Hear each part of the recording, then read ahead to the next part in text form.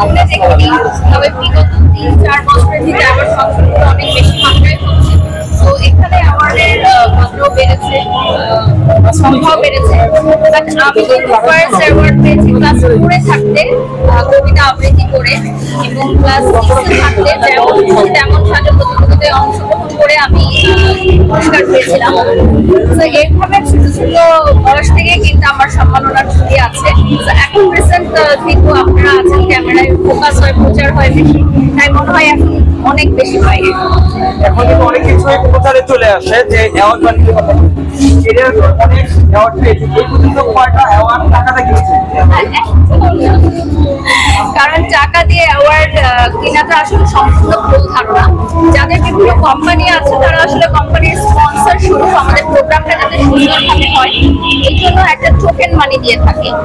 এই যে আজকে আমরা একটা হলে প্রোগ্রামটা করছি, হলে নিশ্চয়ই একটা ভাড়া দিতে হচ্ছে। এই যে লাইট, ক্যামেরা, সবকিছুরই কোনো কিছু ফ্রি না। তো প্রোগ্রামগুলো সুন্দরভাবে সম্পূর্ণ করার জন্য স্পন্সররা টাকা লগ্নি করে থাকেন। এটা কিন্তু অ্যাওয়ার্ড নেওয়ার জন্য টাকা দেওয়া নয়। এই বিষয়টা আসলে অনেকেই বোঝে না।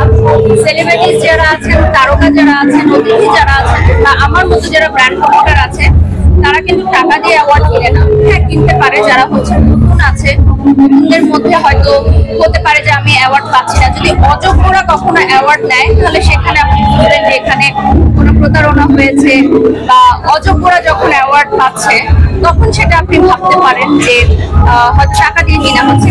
আমি কখনো দেখিনি বা আমি কখনো করিনি। আচ্ছা, বারিশা হক যেহেতু একজন ব্র্যান্ড প্রমোটার, উনি প্রমোশনের কাজ করেন কমার্শিয়াল, সেক্ষেত্রে কি কখনো ফ্রিতে কার প্রমোশন করেছেন বাট ছাত্র ছাড়া? হ্যাঁ, ক্যারিয়ারের শুরুর দিকে ফ্রি বলবো না, তখন যেটা হতো যে গিফট করতো বা একটা কনভেন্স দিত। আর থাকে না যে অনেক সময় অনুরোধের কারণে আমরা অনেক প্রোগ্রাম যাই, ভালোবাসার মানুষদের জন্য কম টাকায় কাজ করি, এটা তো হয়েই থাকে। বাট ফ্রি আসলে এখন করা হয় না, যেহেতু এখন ব্যস্ততাই অনেক বেশি। আচ্ছা, অনেক সময় ফেসবুকে আপনাকে দেখা যায় খুব করে রাগ উগড়ে দিতে বা আফসোসের কথা উল্লেখ করতে, তা বারিশা হক এগুলো কিভাবে চেপে রাখেন? আগে চেপে রাখতাম, এখন একটু বলি, কারণ আমার মনে হয় সবার জানা উচিত। আমরা যে সেক্টরে কাজ করি, এত পরিমাণ মেন্টাল স্ট্রেস যায় আমাদের উপর দিয়ে, এত পরিমাণ মানসিক শক্তি রাখতে হয় আমাদেরকে কাজের জন্য, শারীরিকভাবে মানসিকভাবে এত শক্ত থাকতে হয়। যেমন আমার উপর অনেক ব্র্যান্ডের ইনভেস্ট করা আছে আগামী 4 বছর 5 বছরের জন্য। তো আমাকে তো সুস্থ থাকতে হবে, এই জন্য আমি আমাকে কিন্তু সুস্থ রাখার জন্য অনেক চেষ্টা করি।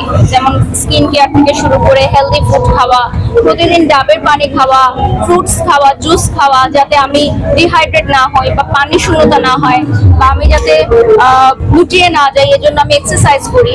সো নিজেকে ভালোবাসতে হবে। নিজেকে যদি ভালোবাসেন তাহলে দীর্ঘদিন কাজ করতে পারবেন। বারিশা তার ন্যাচারাল লুকে ফিরে এসেছে, তাহলে এত কষ্ট করে এত টাকা পয়সা খরচ করে কি দরকার ছিল? আমি নিজের টাকা দিয়ে কখনোই অ্যাস্থেটিক কোনো সার্ভিস নেইনি, ওটা একটা প্রমোশনাল কাজ ছিল। বরং আমাকে অ্যাজ অ্যাস্থেটিক মডেল অনেক বড় অঙ্কের একটা টাকা দেওয়া হয়েছিল তাদের প্রমোশন করার জন্য। এখন যেহেতু বেশি প্রশংসা পাচ্ছেন, আগের লুকে ফিরে যাবেন নাকি ন্যাচারাল লুকে থাকবেন? আসলে প্রশংসা বিষয়টা কিন্তু খুব সাময়িক। আজকে মানুষের ভালোবাসা পাচ্ছি, কালকে তারাই আবার ঘৃণা করে, আবার গতদিন যাদেরকে বাহবা দিচ্ছিল তাদেরকে আজকে আবার ঘৃণা করছে। সো ভালোবাসা বা ঘৃণা এই জিনিসটা আসলে খুবই আপেক্ষিক। বুঝি না কখন মানুষ কি পছন্দ করে, কাকে ছুঁড়ে ফেলে দেয়। বাট হ্যাঁ, এখন মানুষ যেহেতু ভালোবাসা দিচ্ছে, তো এটাকেই ধরে রাখার চেষ্টা করবো। হ্যাঁ, ভালোবাসা অবশ্যই পান। আবার দেখা যায় আপনার অনেক ক্ষেত্রে অনেক আপনাকে টার্গেট করে, আপনাকে এরকম এরকম কথা বলেছে যেটা আপনি মেন্টালি নিতে পারেননি। আপনি যেহেতু বলেছেন, কেন আপনার মনে হয় বারবার আপনাকে তারা টার্গেট করে? কোনো রিজন আছে? আসলে বিষয়টা হচ্ছে যে ইন্ডাস্ট্রিতে যখন কেউ ভালো কাজ করে বা সর্বাধিক কাজ করে, তখন তার প্রতি একটা টার্গেট থাকে যে তাকে সরাতে পারলে হয়তো আমি লাভবান হব। যেমন আপনারা দেখেছেন রিসেন্টলি আমাদের সালমান শাহ স্যার, উনি কিন্তু যে হত্যা মামলাটা ওনার চলছিল, অনেক বছর পর কিন্তু সেটার অনেক অনেক নিউজ আমরা পাচ্ছি, কারণ উনি হচ্ছে অ্যাজ আ লিডার হিসেবে কাজ করছিলেন। সো এটা কিন্তু একটা প্রফেশনাল জেলাসি চলে আসে। আমি নিজেও হত্যা হুমকি পেয়েছি, আমি এবং চিত্রনায়িকা বুবলি, আমরা দুজনেই দুটো প্রোগ্রামে, একটা প্রোগ্রামে না, দুইটা প্রোগ্রামে আমরা হত্যা হুমকি পেয়েছি। সো হয়তো আপনাদের মধ্যে অনেকে জানেন, সেটা অনেক সাংবাদিক ভাইদের সাথে আমি শেয়ার করেছি, বাট আজকেই এটা বলছি। আমার কাছে মনে হয় আর্টিস্টদের এই ধরনের মেন্টাল প্রেশার দেওয়া বা হয়তো এটা জাস্ট একটা হুমকি ছিল, কিছু না, কারণ আমরা তো সাকসেসফুলি প্রোগ্রামটা কমপ্লিট করে এসেছি। এবং আপনারা দেখেছেন যে একটা প্রোগ্রামে আমাকে চিত্রনায়িকা বুবলিকে কিন্তু একটা স্লোগানও দেওয়া হয়েছিল, সেটাও কিন্তু একটা প্রি প্ল্যান ছিল, এটা সম্পূর্ণরূপে একটা প্রি প্ল্যান ছিল যে আমরা এই কাজটা করব। সো কি হয়েছে, বুবলি আপু তো বুবলি আপুর কাজ করছে, আমিও আমার কাজ করছি। সো রিজিক এবং সম্মান এমন একটা জিনিস যে কেউ এটাকে নষ্ট করতে পারে না। অনেকের সাথে কাজ করেন, অনেক কাজ করেন, তারপরে কেন মনে হলো আপনি আর বুবলি একসাথে কাজ করতে গিয়ে আপনি এবং বুবলি দুজনে হত্যার হুমকি পেয়েছিলেন? জানি না, এটা আসলে অনেক চিত্রনায়িকার সাথেই তো কাজ করেছি, এটা যেহেতু প্রথম অভিজ্ঞতা, তো আমি আসলে জানি না, এটা ডিটেলস নিয়ে আসলে কথা বলতে চাই না, কারণ কথা বলতে গেলে এটা আইনগত পর্যায়ে চলে যাবে। তো আমি এবং বুবলি আপু এবং সাথে গৌতম সাহা দাদাও ছিলেন ওখানে, আরেকজন সাংবাদিক ভাইও ছিলেন, নামটা আমি উল্লেখ করতে চাচ্ছি না।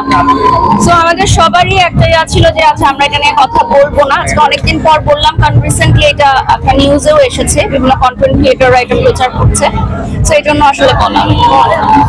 আপনি আরেকটা বিষয় যেটা জানতে চাচ্ছিলাম সেটা হচ্ছে অনেক ঘটনা ঘটলে বা কোনো আপনার সহকর্মী ইনফ্লুয়েন্সার হোক, ব্র্যান্ড প্রমোটর হোক বা উদ্যোক্তা হোক, হ্যাঁ, তাদের যদি কোনো রকম নেগেটিভ কিছু আসে সেই জায়গায় প্রথমেই নাকি আপনি খোঁচা মারেন, কথাটা কি সত্যি?